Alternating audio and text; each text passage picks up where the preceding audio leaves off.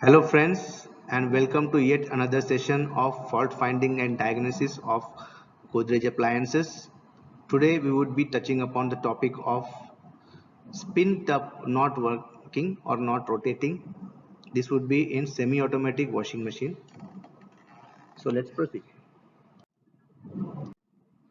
The customer feedback is that the spin tub is not rotating, spin is not happening, spinner not working. Customers call the spin tub with different names. So the questions related to the symptoms are: do you find any humming or do you hear any humming noise when you select the spin cycle? To understand the spin motor working is properly or not, or is the spin tub misaligned or it is falling on one side? To understand if the bellow is intact or it's fallen. Do you observe this problem in loaded condition or in no load also? To understand if the spin capacitor is good or not. That is, if the capacitor is weak, it will not rotate the motor during loaded conditions. Do you hear any of the spin timer sound when the cycle is on? To understand whether the spin timer is working. If the spin timer itself is not working, it will not give voltage to the spin motor to drive it. And the last question would be, was there any repair done before this complaint? That is, whether the customer has done any repairs through any external agent whose workmanship can be suspect. So based on these questions, we have listed down some probable defects. The first defect is spin tub is not loaded properly. The second defect could be the brake mechanism of the spin tub is faulty. The third probable defect could be the clothes around the spin shaft bent. The shaft is bent, or the clothes around the spin shaft, they have entangled. That is what it means. A bellow is worn out or dislocated. There is a rubber bellow at the bottom of the spin shaft. If it is worn out or dislocated, then this problem may occur. The lid switch is faulty or it is bypassed. Spin lid is defective or broken. If the spin lid is defective, it will not actuate the lid switch. Then even some more probable defects. One of them is spin timer is faulty. The next is the spin motor itself is faulty. There's a capacitor problem. There's a mechanical jamming of the motor, or the motor is not getting proper voltage, or whether there are some open connections, there is some wrong wiring, or whether some wire is cut, or in the end, if it's a PCB type model, then the PCB might be faulty. So we list all these faults in their respective kinds of failure modes, that is electrical, electronic, mechanical, usage conditions and environmental conditions. Now we have to check each and every one of these probable defects to see which one of these is the actual cause of the spin motor not rotating.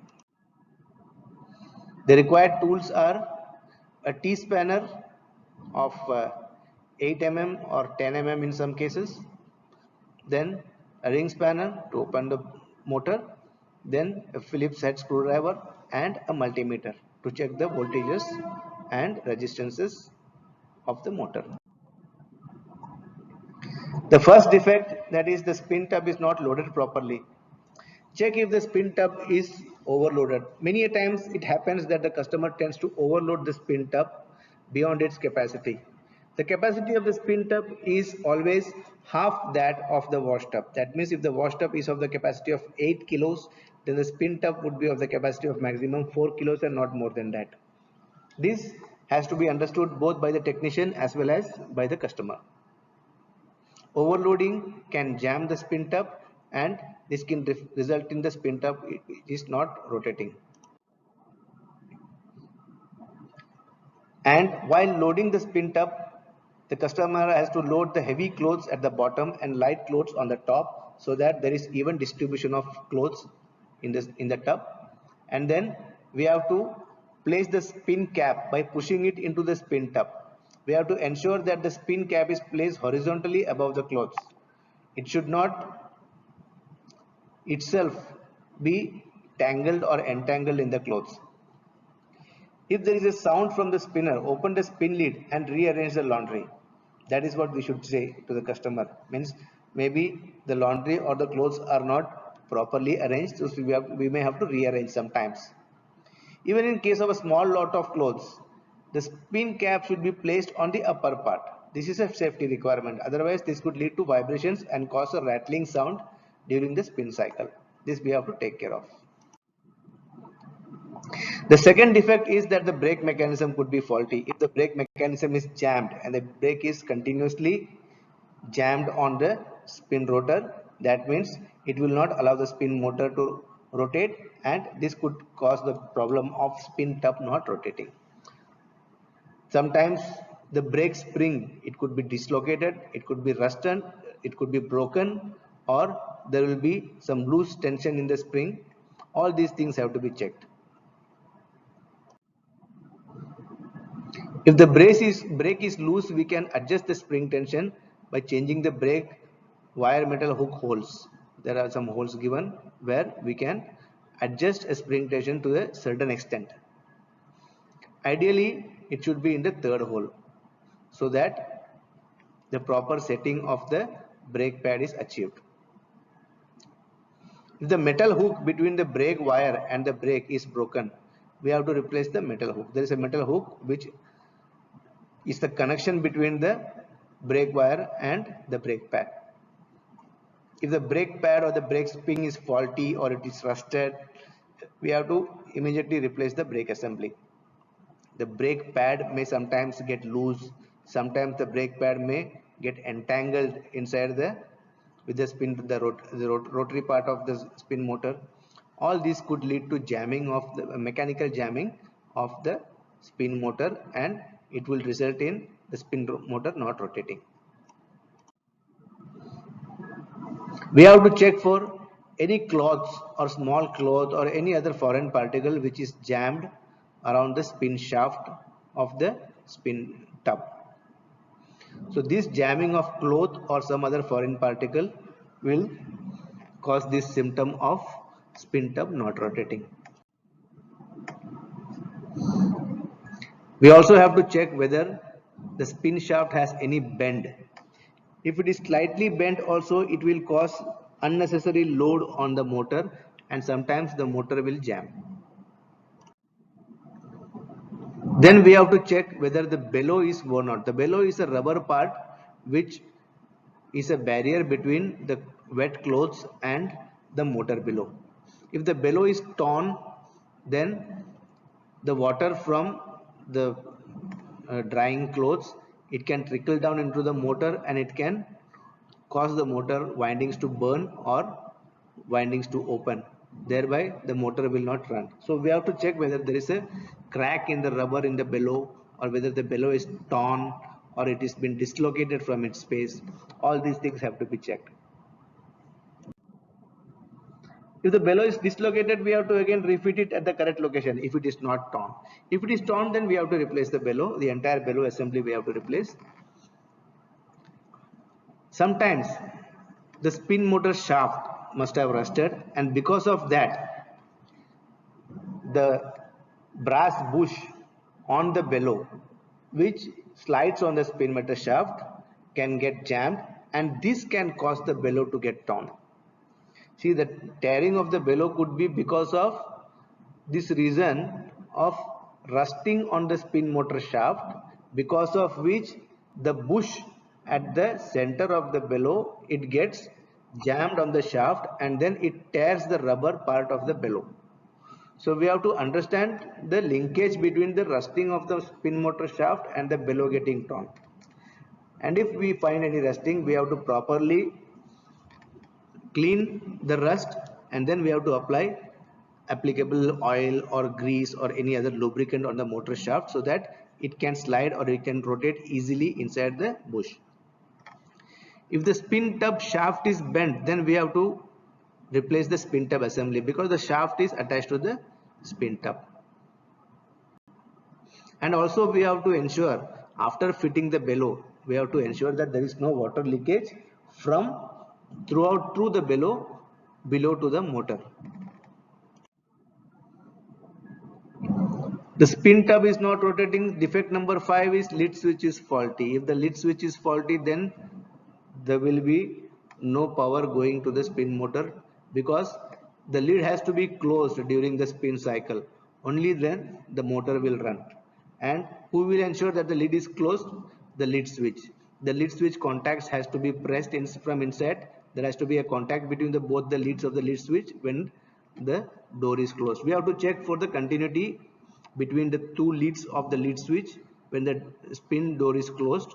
Only then we would know that the lead switch is properly functioning. If it is not properly functioning, we have to replace the lead switch. We also have to check for oxidation or rusting on the terminals, which could lead to a discontinuity in the voltages of the lead switch. The contacts inside the lead switch can bend. Sometimes they can get rusted. Sometimes they can get short circuited because of some water or something, some liquid which has gone inside. There may be some kind of an oxidation. If some oxidation is found, and if we can clean it easily and then replace it, then we have to do it. If even after cleaning, then we are not able to remove the oxidation, we have to change the limit switch. We have to change the lead switch. If it is found dislocated from its position, then we have to again reposition the lead switch. But in any case, we should not bypass the lead switch, because the lead switch is a safety device which is given for the customer's safety. Under no condition should we bypass customer safety which is given on the equipment, because that could be a safety hazard for the customer. If the spin lead is broken, there is a plastic projection on the spin lead. When the spin lead is closed, this projection comes and hits the lead switch, and it closes the plunger of the lead switch, thereby establishing the contact between both the contacts of both the leads of the lead switch. If this plastic part is broken, or it is damaged, or it is deformed, it will not properly actuate the plunger of the lead switch, and then even though the door is closed, the lead switch will not operate. So in such cases, we have to change the spin lead. The spin lead is broken, we have to change the spin lead. Or if it is not operating the lead switch properly, then we have to try to align the spin lead with the lead switch. If it is not possible, then we have to either replace the spin lead or the lead switch, as the case may be. The next probable cause could be that the spin timer is faulty. Check if the spin timer is broken gear, or the spring, or the contacts. Inside the spring timer, we have got gears, we have got some springs, and we have got some contacts which are moving contacts. If any of these are found broken, then we have to change the spin timer. We have to check the spin timer whether it is open or short circuit. This we have to check with the help of a multimeter. How do we check it? We have to check it through the continuity test. In the off condition, when the timer is in the off condition, there should not be any continuity between both the leads of the spin timer. This we have to check by putting the multimeter in continuity mode, or some people call it the beeper mode. And then when we touch both the leads of the multimeter to the leads of the timer, then in the off condition, that means when the timer is off, there should be no continuity. If there is a continuity when the timer is off, that means the timer is faulty and we should replace it. And when the timer is in on condition, there should be a continuity between both of these. And if there is no continuity between both the leads of the timer, when the timer is in on condition, that means it is not in a position to supply voltage to the motor, and it will not run the motor, and it will lead to this condition of spin motor not working. So this timer had to be replaced in that case. See, in the off condition, there should be no continuity. When the timer is in the on condition, there should be continuity. Then the spin motor problem, it can be mechanically jammed, the shaft bush can be jammed, the capacitor can be weak, or maybe the proper voltage is not supplied to the spin motor. In any washing machine, whenever we visit the customer's house, first we have to check whether the voltages supply are properly supplied or not. That is, the phase is to the right, the neutral is to the left, and we have got a proper earthing. How do we ensure that the proper earthing?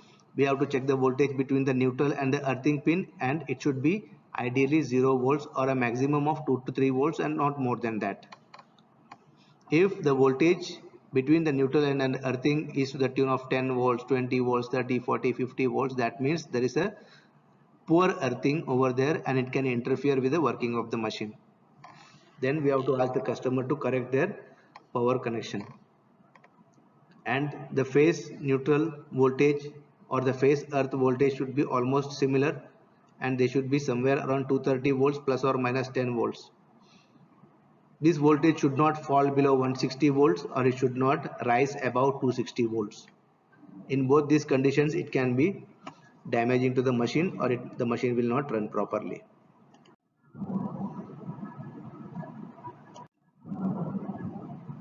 So checking the capacitor, here we need a capacitance testing facility in our multimeter. A multimeter with a testing capacity of capacitance of a capacitor, it can check the capacitor when we directly connect both the leads of the capacitor to the leads of the multimeter. It will show the actual capacitance of the capacitor in microfarads or millifarads as the case may be. We have to check the range of the capacitors on the meter. The positive or negative lead is marked. We have to check the proper positive and negative lead of the capacitor, and we have to connect the positive lead of the capacitor to the positive lead of the multimeter and vice versa. If the reading shown on the multimeter is something different or out of range of the capacitance value which is written on the capacitor, then we have to change the capacitor. The resistance method will only show if the capacitor is completely dead or not. What we have to do is we have to set the multimeter to the maximum resistance range available, somewhere around 10k or 1 m ohms, 1 mega ohms or 10 kilo ohms. The maximum resistance range available in the multimeter. Then we have to touch both the meter leads to the corresponding leads on the capacitor, that is red to positive and black to negative. What happens is, as soon as we touch the leads of the multimeter to the capacitors, when we have set the multimeter range at the maximum resistance range, then the meter will start showing 0, and then it will keep on increasing the resistance till it moves towards infinity. This happens in a matter of a few seconds. If the resistance starts from a low value and it increases to the highest value, then it will show OL, from 0 to OL, that means from contact to open. It will show different resistances from 0 to OL to the maximum resistance in a matter of a few seconds. This will show that the capacitor is working okay. If the meter stays as 0, that means the capacitor is not charging through the battery of the meter, that means it is faulty. Means the capacitor is ground somewhere. We can also check it with a 9-volt battery. Connect it to a 9-volt battery for a few seconds and then remove the battery and then connect it to the multimeter and check whether the stored voltage is somewhere near to 9 volts. It will not be exactly 9 volts, it will be somewhere near to 9 volts. The voltage in the capacitor, retained in the capacitor, should be somewhere near to the voltage that is supplied to it.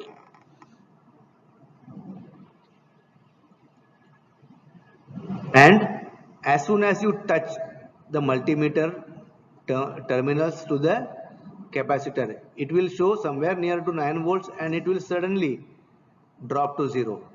That means the capacitor is charging as well as discharging the voltage in a proper manner. The next method to check the capacitor is the continuity method. We have to put the multimeter in continuity mode and then we have to touch both the leads of the multimeter to the capacitor. If it shows the sign of continuity and then it stops, the capacitor is good. That means initially it will show continuity and within a few seconds it will not show continuity. It will get open. Then that means the capacitor is good. If the capacitor does not show any sign of continuity, that means the capacitor is open. Or if the multimeter beeps continuously, that means if the capacitor is short and continuity is shown throughout, that means the capacitor is short and we need to replace the capacitor. Testing of the spin motor. See, there are three wires coming out of the spin motor. One would be the common wire, one would be the clockwise, or one would be the counterclockwise. Here in the diagram we have shown yellow, green and red, white. That is white streaks on a red wire. There are three wires over here. At OK condition, if the motor is OK, the resistance, we have to set the multimeter on resistance. The resistance between the yellow and green wire will be somewhere around 180. Yellow and red white wire would be somewhere around 90, and green and red white wire will be somewhere around 90. So the red white wire is the common wire over here. If the resistance, it shows open, if there is no resistance, that means the winding is open. Or if the resistance shows 0, that means the winding is short somewhere.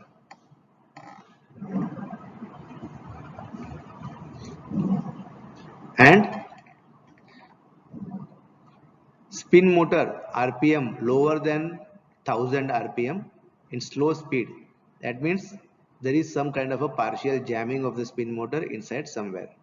Or if it is taking high ampere, then also we can say that the winding is weak or there is some kind of a partial jamming. Check for any open connections or wire damage or terminal rustings. Because if the wiring is open somewhere, it has been open because of rat bite or because of some physical damage or something, then there is a chance that proper voltage will not be supplied, or maybe if the voltage phase is supplied, the neutral is open and the continuous path for voltage to flow is not available, and in this condition also the motor will not run. If any terminal rusting is observed, then we have to clean the terminals with vinegar. We can use vinegar to clean the terminals of the rusted terminals of any appliances. It will be cleaned very properly. Any damage is observed, then we have to replace the entire wire harness. Or if there is any incorrect wiring, that means if someone has put phase and voltage reverse or some other wiring inconsistencies are there, then we have to correct it. And lastly, we have to check whether the PCB is faulty. How do we check for the PCB is faulty? We have to check for any loose connections at the PCB connector. First of all, if there is any loose connection or if there is any rusting of the connector, then there is a problem.